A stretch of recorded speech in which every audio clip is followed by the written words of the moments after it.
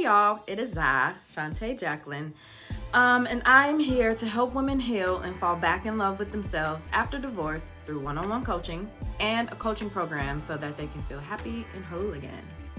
All right, so now that the introductions are out of the way, let's get into this video. So honestly, I really struggled with whether or not I wanted to do this video. One, telling other Christian women about how I knew when it was time to walk away from my marriage. And that's because I know that as a Christian woman, we are taught that God hates divorce, right? But I also know that God doesn't want you to live in sorrow or pain. He doesn't want you to be neglected, disrespected, or emotionally abused. So you can love God and still get a divorce. And get this, He will still love you. Like, for real, okay? He doesn't want us to be in these destructive marriages that eat at the core of who we are. So this is why I went ahead and decided to actually record this video to share with you that sometimes divorce is okay. And sometimes divorce is necessary. So, becoming a divorced Christian woman was one of the hardest things I've had to experience. Not just because I was the one that chose to end the marriage, but because I left and there wasn't any cheating involved and he didn't hit me, but he made me feel like I didn't matter. And any and everything was way more important and took priority over me. The neglect and emotional abuse was like so overwhelming. I kept telling myself that if I had just endured a little bit longer, he would see how great I was. If I took care of the house and the kids, that he would see the value of actually taking some time to invest in our relationship. And because he didn't physically hurt me and there was no infidelity, I felt like I didn't have a valid reason to walk away. I felt like I had tried everything. I begged God night and day, year after year, to save my marriage. We tried marriage counseling and several counselors, might I add, okay? I sought wise counsel in my church leaders. It was an insurmountable amount of hours that was spent seeking wisdom from God before I finally walked away. You know, in the church community, we're taught that the good wife just shuts up and supports her husband. You know what I'm saying? We're supposed to support his ministry at all costs, even though it's clear as day in the word, okay, that the family come first. Your family is your first ministry. But then that leaves her wants and needs neglected. And this is why I wound up staying for well over a decade. But deep down, I had a feeling that God desired more for me, way more than the depression, than the growing anxiety, and the deep sense of worthlessness from all of the years of wondering why he wouldn't make time for me.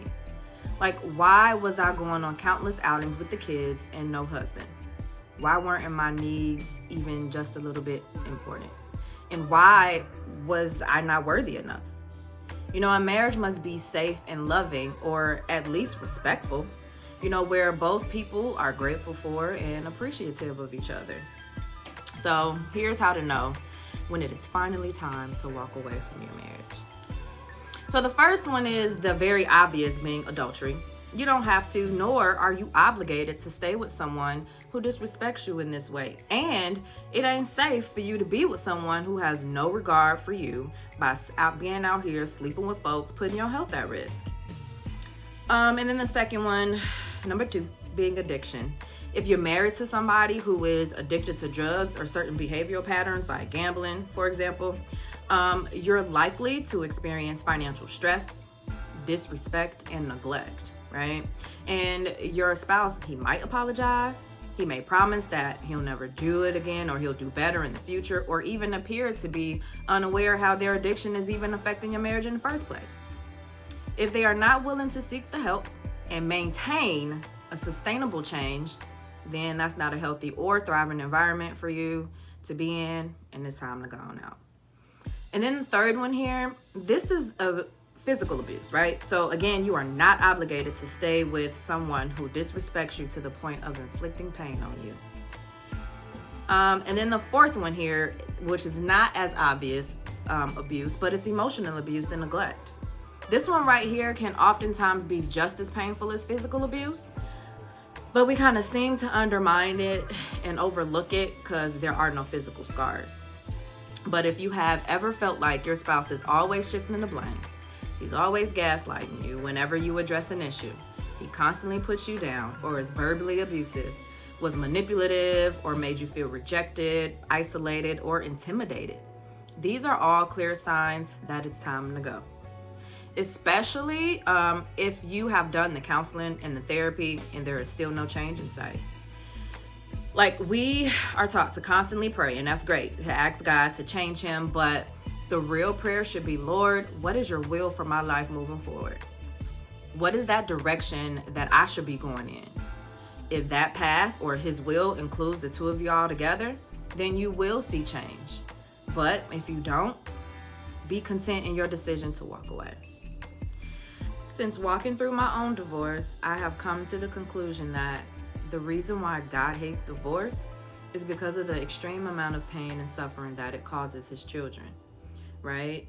It is far less about sin and far more about his heart for us. So I'm gonna leave y'all with this, right? I am truly a living testimony of coming out on the other side. It feels like hell going through it, but with the right support, it gets a little bit easier to bear. So if this is all new to you, the breakup, the divorce, take this as a sign that you can start over. You can heal, and you are not alone. Be encouraged, okay? All right, you all, thank you so much for watching, and I'm gonna see y'all in the next video. Peace.